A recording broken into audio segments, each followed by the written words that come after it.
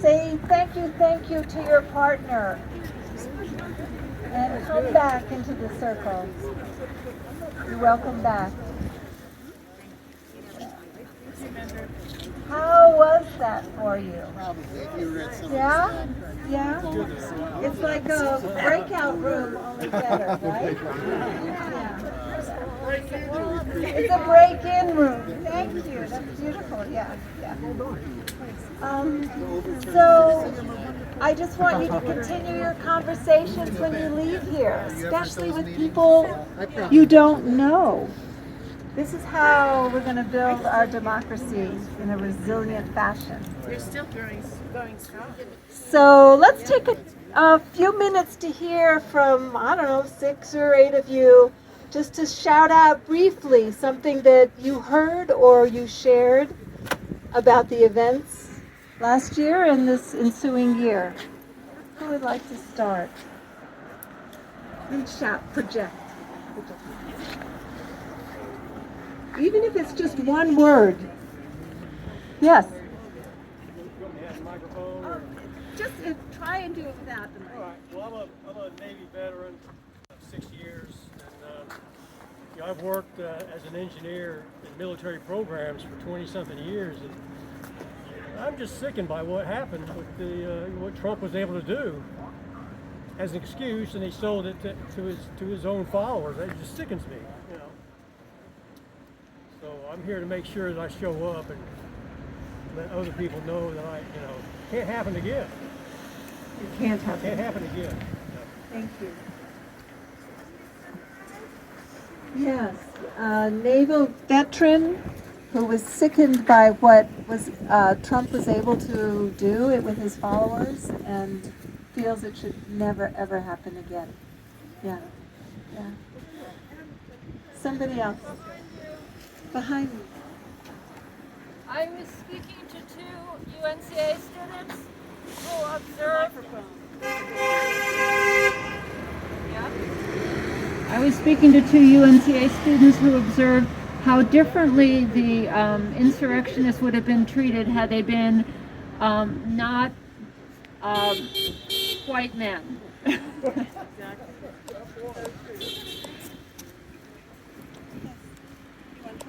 I'll try the microphone. Okay.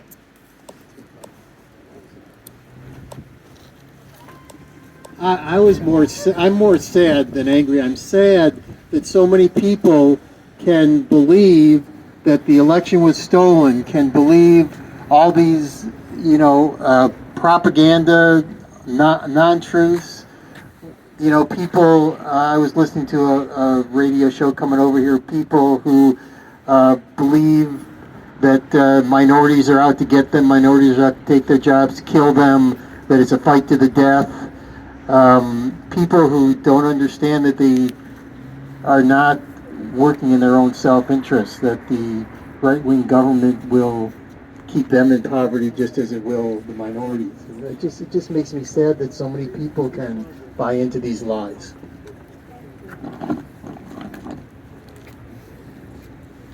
Thank you. Yeah. I'm going to say this because I think I might be in a minority here. I am now, I have been for years, an ordained UCC minister, but before that, my undergraduate degree was in criminal justice. And the images that I take away from a year ago are the images of a handful of police officers that that were there to try to hold off an incredible number of people. They were so totally unprepared. But I policed in Atlanta for 10 years, and it was a long time ago. But I see the faces of those police officers, and I see the faces of police officers every day that make me hurt, because there is such an attitude and this kind of all-knowing that you know what police officers are like. And I just want to raise police officers up and say, you don't know what they're all like. any more than you know what that person is like.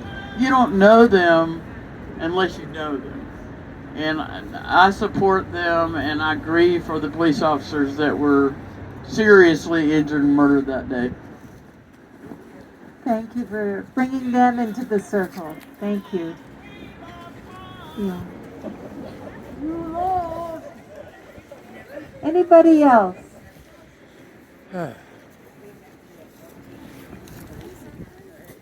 My first reaction on the 6th was, gee, this guy with horns on his head and all these people acting out badly. I thought they're just a bunch of rowdies, and it didn't take long to say, no, that's really not what's going on. This is part of a fledgling movement that's got backing, and just listening to Terry Gross on the way in here in the program before that, there's a lot of organizing going on the right to focus on 2024 and consolidate this, start new right-wing media, formats, and so that really concerns me. And boy, I was hoping to be 10,000 people here today. It didn't happen. But yeah, I think there needs to be a lot of people stand up now and say, hey, this just needs to be countered, and you need to talk to everybody.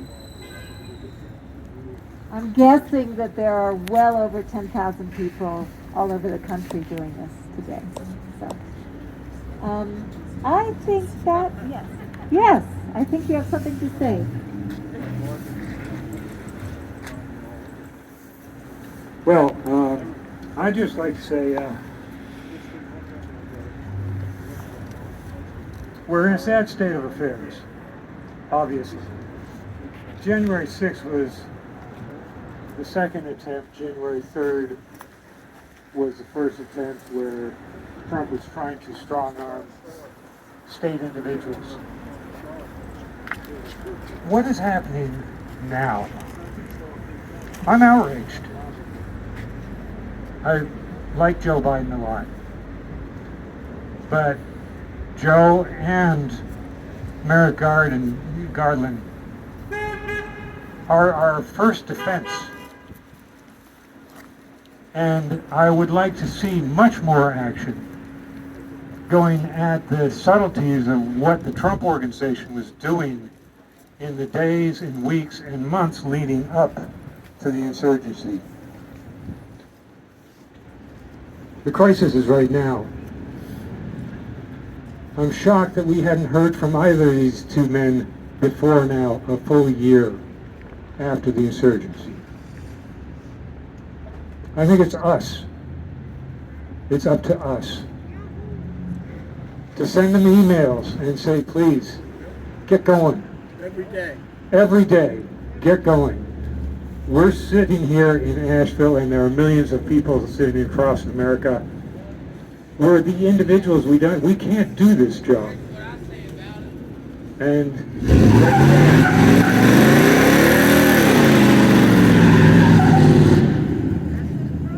everybody feels strongly about what's happening today. And one of the things that I did take from Joe Biden's speech tonight, or today, was just that. The people that feel they are acting patriotically are all across the spectrum, and we have to unite. There are parts of what those people that just went by, parts of how they're feeling, that are the same as the way we're feeling. We want democracy. And let's push for it. Thank you. Actually, that's a beautiful segue to the next part of our program. But thank you so much for your thoughtful conversations and for your contributions today. And here's Ann Craig. Thank you, sports fans. I have the honor of introducing Jay Quinn, who's the chair of the Buncombe County Board of Elections, who graciously agreed very quickly to come and speak to us today. So I'm just going to turn it right over to Jay. Thank you, Ann. Thank you so much. And thank you, everybody, for being out here. Who loves Republican democracy? Come on! That's why we are here. We saw Republican democracy attacked, literally attacked. There was a bona fide attempt to overthrow our government a year ago today. I still am flabbergasted by that. But that's not what I'm here to talk about. I'm here to talk about what each and every one of us does and can do to make sure that Republican democracy stays on track. I chair the Buncombe County Board of Elections, and I want you to know that elections in our community are run fairly. We want everybody to register who is eligible. We want everybody who is registered to vote. And we will do everything in our power to make sure that every last vote that is cast is counted. Because that's your voice. That's it. In Buncombe County, just like every other county in the state, we have 5 members of the board. And right now, that's 3 Democrats and 2 Republicans. But all 5 of us want nothing but a smooth, fair election. And that's what we had in 2020. Buncombe County kicked electoral butt in 2020.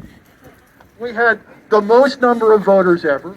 We had the highest participation rate ever. But the thing that still warms my heart the most is we had over 1,000 members of the community step up as election workers. Some were paid, some did it on a volunteer basis. There's no way we could have conducted that election as smoothly as we did without the community's hands-on support. And to this day, it remains as gratifying as can be to me.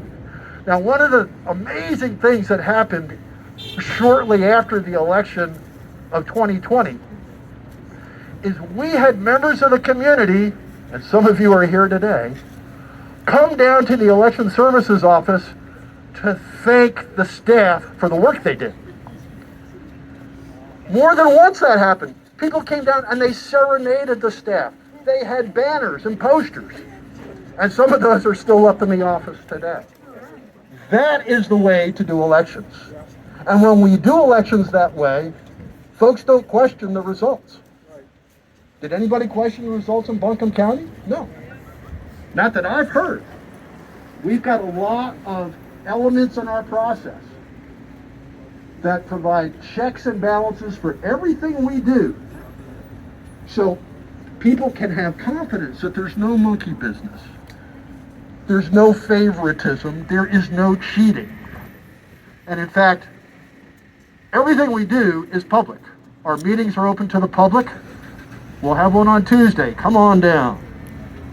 But you don't have to come on down if you don't want to. You can tune in online.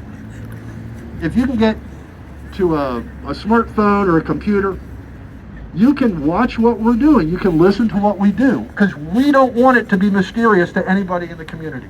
We want everybody to understand what we do. And if you don't understand it, ask us questions. We'll do everything we can to help you understand how the process works, because it is your process. And we want you to have confidence that it is run fairly, so that when the election is done, regardless of the outcome, we just say, okay, and we move on. And we don't keep fighting the election the way the last one seems to keep going on and on and on. Anyway, thank you all for being here. Anytime anyone has any questions about our process, please feel free to contact me, Jake Quinn, jqsunset@gmail. I'll do anything I can to help you understand what we do and how we do it. And anyone who wants to participate in the process, would we ever love to have you. We always need election workers. But then there are folks who work for candidates and the political parties. They always need help. There are some nonprofits, like the League of Women Voters in Democracy, North Carolina, who are always looking for folks to help with election protection. All kinds of ways to participate in this process. And I know it's so important to all of you. I hope you'll take the opportunity to find a way, to find a little niche in it, and just pitch in. Anyway, thanks so much for being out here. Make sure you register and vote. Thank you. Did you have a question?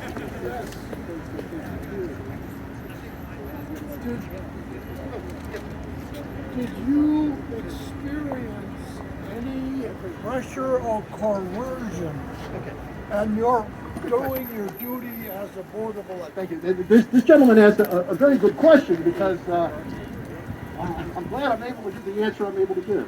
He asked if, as an elections official, I have experienced any pressure or coercion. And the answer is no, I have not.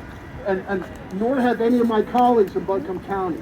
And I'm very grateful to live in the community that I do, because the people are very cool. That said, I had a colleague on the Buncombe board who was a Republican, and I know that he addressed the group who, and he was telling them how it worked in Buncombe.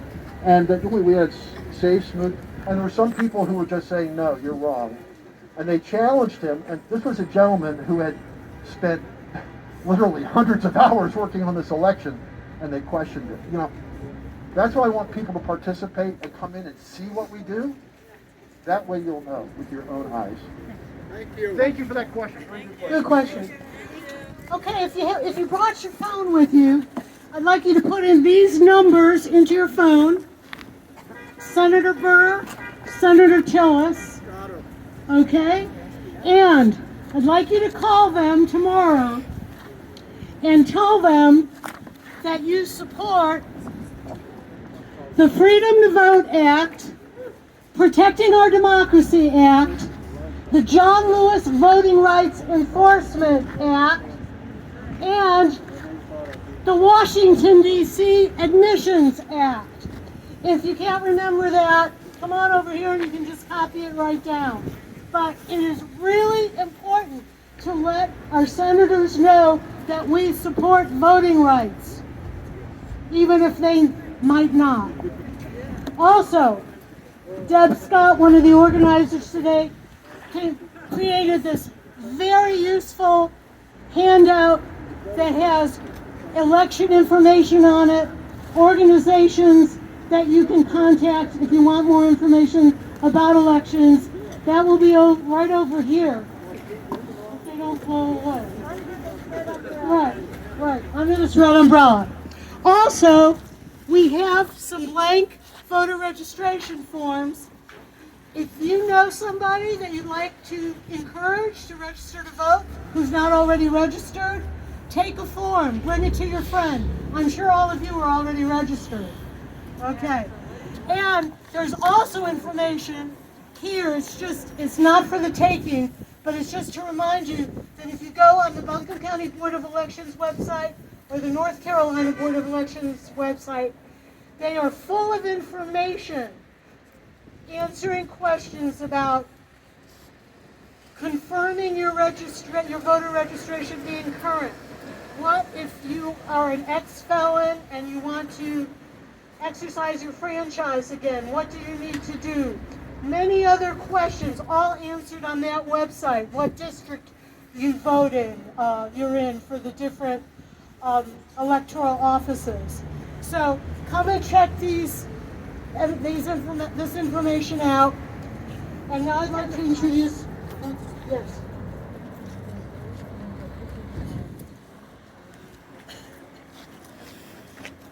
Okay, Kathy just asked me to remind everyone that this is an election year 2022 and there's going to be a midterm election, and it's important to vote in midterm elections, to pay attention.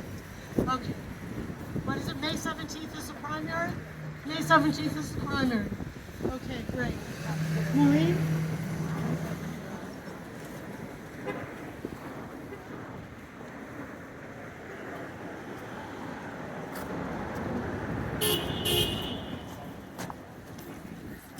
Well, on this cold day, it is heartwarming to see all of you here and to feel the concern and hard work that brought us together.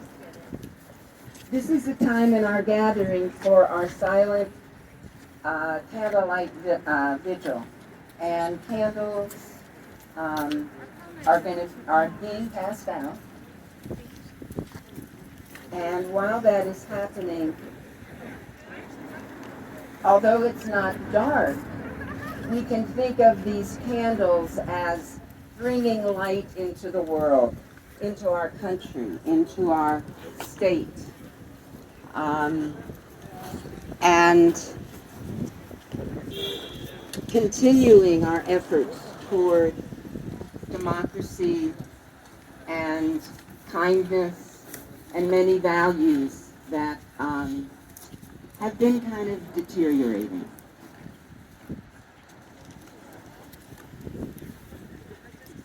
So I'll just pause a moment till they're passed out.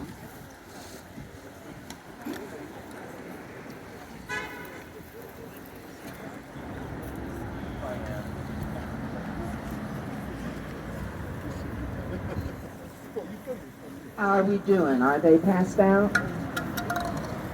Okay.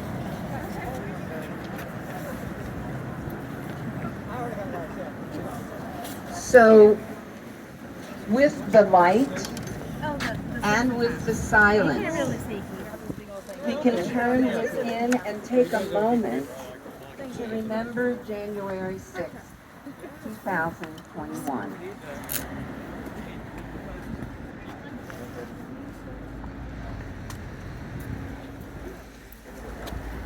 This is a time to grieve, as Kathy mentioned earlier. To grieve for those who lost their lives as an effect of the violence and chaos that we experienced in the attack on our nation's capital just 1 year ago. It's a time to grieve for those who were injured, both physically and emotionally, as a result of that attack. We grieve for our nation, which has been torn apart by violence and polarization. We grieve for the breakdown of truth and for peaceful debate. We grieve for the ways that chipped away honorable values of our civil society.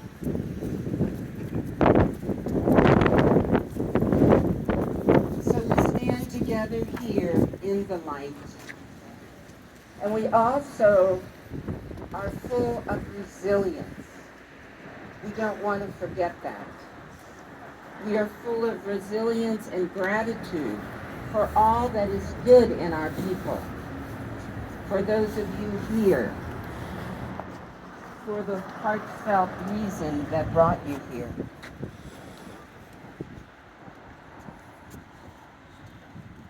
And we are also grateful for our constitutional right to vote.